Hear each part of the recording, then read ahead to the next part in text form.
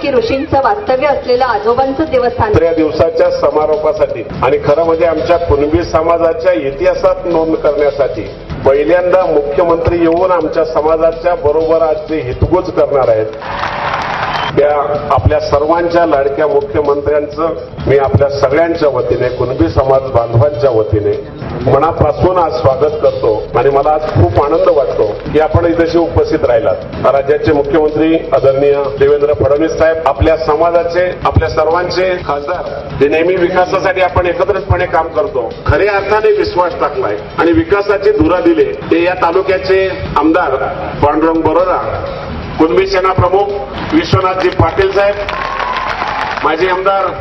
खरं म्हणजे व्यासपीठावर उपस्थित कुणबी समाज एकवटला जाईल का आणि त्याला आपण एकत्र याल का आणि आपण आम्हाला आशीर्वाद द्यायला येथे याल का हा चमत्कार घडला. आमच्या तरुण मंडळींनी खूप चांगल्या पद्धतीने विचार केला आणि अहोरात्र मेहनत करून हा कुणबी महोत्सव 3 दिवसाचा सुरू केलाय. कोणालाही निमंत्रण नाही, कोणाकडेही कुठल्याही प्रकारच्या अपेक्षा नाही. स्वखुशीने कुणबी बांधवांनी मदत करून अन्य सगळ्या समाजाच्या लोकांनी पाठिंबा देऊन हा खऱ्या अर्थाने आपल्या समोर समाज येण्याचा आज पहिला प्रयत्न इथे झालाय आणि मनापासून मला तुमचं अभिनंदन समाजाच्या वतीने केलं पाहिजे की आपण त्याला उपस्थित राहिला. आपण राज्याचे मुख्यमंत्री झालात. कर्मये साहेब या अगोदर मी खूप प्रयत्न केलेत, विश्वनाथ पाटील साहेबांनी केलेत, विशेष सरांनी केलेत.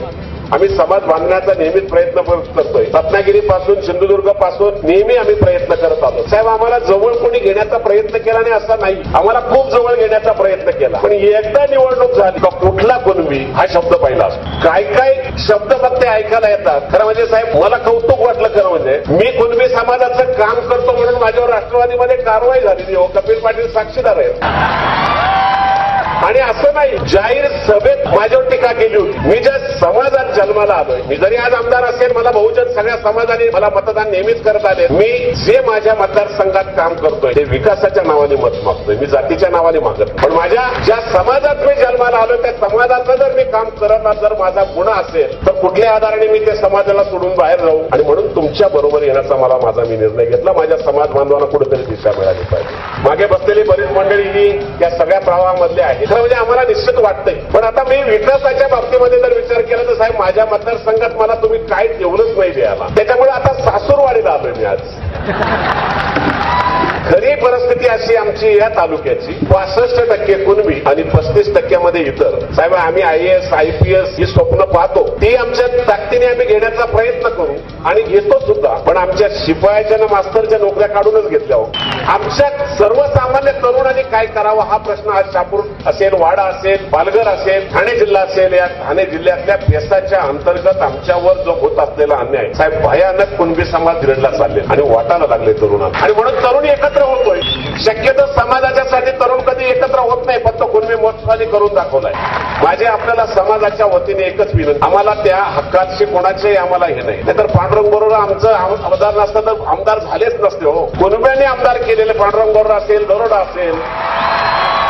आज परिस्थिती अशी आहे की आम्हाला त्यामध्ये आम्ही फार काही मागत नाही, पण आम्हाला साधा गावाचा उपसरपंच व्हायला पण त्रास आहे हो. 5-6 सीट जर आल्या पांडुरंगच्या तर तो सांगतो कशा करता कुणबी करा. ही परिस्थिती जर आमची असेल तर आम्हाला कुठेतरी न्याय द्या. मी काही फार मागत नाही आपल्याकडं, पण आम्हाला आमच्या कुणब्यांचा आग्र्यांचा जो हक्क आहे ओबीसी समाजाचा त्याला थोडा तरी न्याय देण्यासाठी सरकारने प्रयत्न करा.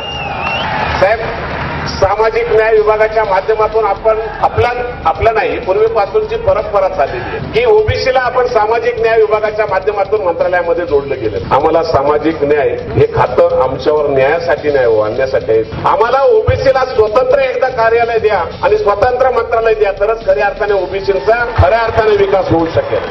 आणि हा निर्णय फक्त देवेंद्र फडणवीस घेऊ शकतील. आजपर्यंतच्या कोणाला झाला नाही, पुढेही कोणाला होणार. साहेब शहापूर तालुका जर विचार करावा लागला, तिथल्या कुणबी आगरी समाजाने जर विचार नाही केला तर मुंबई पाण्याशिवाय उपवाशी राहील.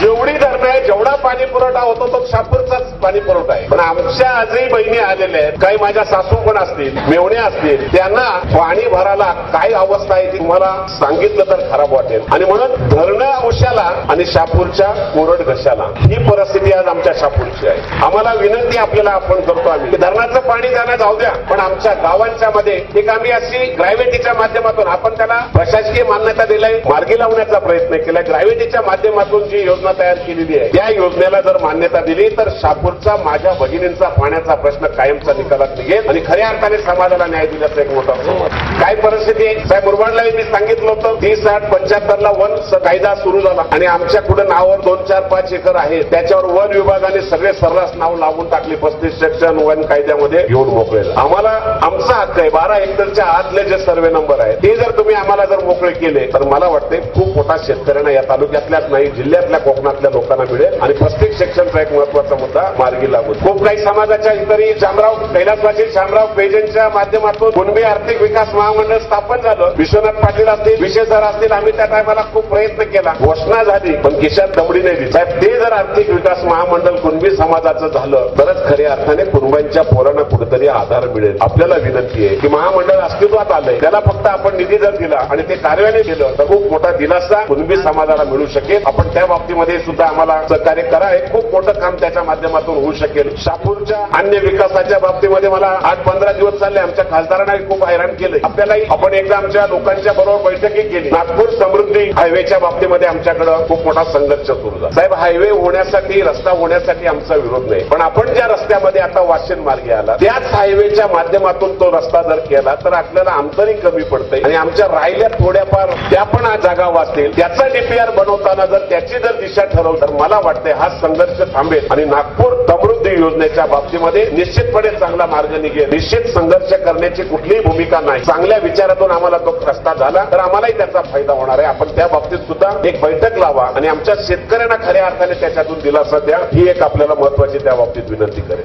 साहेब मुरबाड आणि शहापूर निसर्गाने खूप आम्हाला दिली. निसर्गरम्य एरिया, धरणं, पाणी, लोकांना येण्यासाठी फिरण्यासाठी खूप काही चांगल्या प्रकारची स्थळं आहेत. मागे आपल्याशी मी माझं बोलणं झालंय, आपण त्या बाबतीमध्ये तशा प्रकारच्या नाही दिल्या. हे 2 तालुके जर पर्यटनाचे तालुके म्हणून जर घोषित केलं तर आमच्या लोकांना खूप मोठा रोजगार त्याच्यातून उत्पन्न होईल आणि मुंबईच्या हातावर असल्यामुळं आज आमच्या तालुक्यांना खूप मोठा दिलासा मिळेल. एक चांगल्या विचारातून ज्या वेळेला आपण काही करण्याचा प्रयत्न करतो त्या टायमाला निश्चितपणे एक चांगला विचार घेऊन आपल्यासाठी काही चांगल्या गोष्टी तुम्ही करण्याची गरज आहे आणि म्हणून आज खूप काही चांगल्या गोष्टी सांगता येण्यासारख्या आहेत. पण आपणही तसे आला त्यामुळे निश्चितपणे यामधून रिकामे जाणार नाही. आपले काम करण्याची मला 2 वर्षातला जो माझा जो अनुभव आहे माझ्या मतदारसंघामध्ये साहेब परिस्थिती आहे की पुढल्या वर्षी मी तुमच्याकडे पैसेच मागणार. खड्डा दाखवा आणि पैसे मिळवा. एवढे चांगल्या रस्त्याला रास पैसे दिले तुम्ही, ते काही कमी केलं नाही. पण आता माझ्या सासूरवाडीसाठी थोडंसं सगळे माझ्यावर नाराज होतात. आपण त्याच्यामध्ये माझ्या रस्त्याला मतदारसंघाला जोडणारे रस्ते जोडून देण्याचा नागपूरलाच मला शब्द दिलाय, मार्गी लावले. पांडुरंगशी पण मी बोललोय बरोबर, पण थोडासा अजून सुप्त माप दिलं तर खासदार साहेबांना पण दिल्लीवरून आणण्यापेक्षा इथल्या इथं जवळच्या जवळ बरोबर आणि आमच्या खासदाराने त्याची मदत होऊ शकेल. निश्चितपणे त्या बाबतीमध्ये आपण एक लक्ष द्यावं अशा प्रकारे विनंती करतो. भातसा धरणाचा साहेब प्रश्न आमचा खूप वर्षापासून प्रलंबित आहे. पुनर्वसन अजूनपर्यंत पूर्ण होत आणि त्यामुळे प्रकल्पांसाठीच्या लोक शेतकऱ्यांचा विरोध खरा होतोय. कधी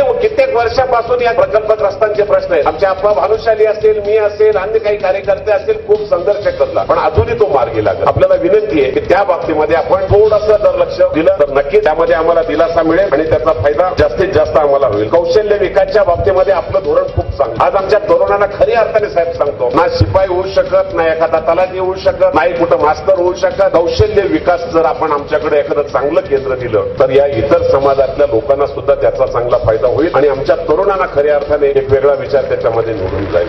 खूप मोठ्या प्रमाणामध्ये इतर शेतीचा व्यवसाय चालतो. खूप मोठ्या प्रमाणात भेंडी निघते, अन्य भाजीपाला. पण आज कृषी उत्पन्नाच्या माध्यमातून जे तुम्ही खूप चांगला निर्णय घेतला की आमच्या शेतकऱ्यांनी जाऊन बाजारात जावा, त्याला थोडंसं अजून दळण वळणारं काही दिशा देणे गरज आहे. ती आपण निश्चितपणे देण्यासाठी सुरुवात केलेली आहे. पण नक्कीच तो विचार करून आपण जर सुरुवात केली तर तोही अजून चांगल्या पद्धतीने होऊ शकेल. साहेब इंडस्ट्री आहे शहापूरच्या आसपास, मुरबाडच्याही आसपास आहे. रेल्वे स्टेशन मुंबई जवळ आहे. तुमच्या आवडीचा विषय आयटी हब. डी झोन मध्ये आम्ही मुरबाडचा आता नाहीये पण शहापूरचा काही भाग आहे. मुरबाड आणि शहापूरचं डी झोनच्या माध्यमातून आयटी हब जर केला तर मला वाटते खूप चांगला रिझल्ट इंडस्ट्रीच्या बाबतीत सुद्धा होईल आणि रोजगार खऱ्या अर्थाने आम्हाला चांगल्या पद्धतीने होईल. खूप काही अडचणी आहेत पण त्या निश्चितपणे आम्ही तुमच्याकडे सांगू. मला आज तुम्हाला बोलण्यासाठी तुम्हाला मी बोलवलंय. तुम्ही समाजाबरोबर बोलावं. यासाठी मी फार तुमची काही वेळ घेणार नाही. हे सगळं आमच्यासाठी होत आहे, होतं. आता तुमच्यासाठी एकाच वेळी सांगतो, जे जे जीवनात तुम्हाला हवे ते मिळू दे. भाग्यवान कर्तृत्ववान या शब्दाचा अर्थ सर्वांना तुमच्याकडे पाहून कळू दे. जे समाज परिवर्तन आम्हाला हवे ते तुमच्या हातातून घडू दे आणि कर्तृत्ववान या शब्दाचा अर्थ आम्हा सर्वांना तुमच्याकडून पाहून कळू दे आणि कुणबी समाजाला आशीर्वाद मिळू दे हेच मी तुमच्याकडून मागतो आणि आपल्या सगळ्यांची रजा घेतो. जय हिंद, जय महाराष्ट्र, जय कुणबी. रवींद्र चंदे सर, राजेश गडगे सर, हे आज तुम्हाला छत्रपती यांच्या हस्ते आज कथोरे साहेबांना कुणबी हृदय सम्राट अशी पदवी त्यांना बहाल करत आहे.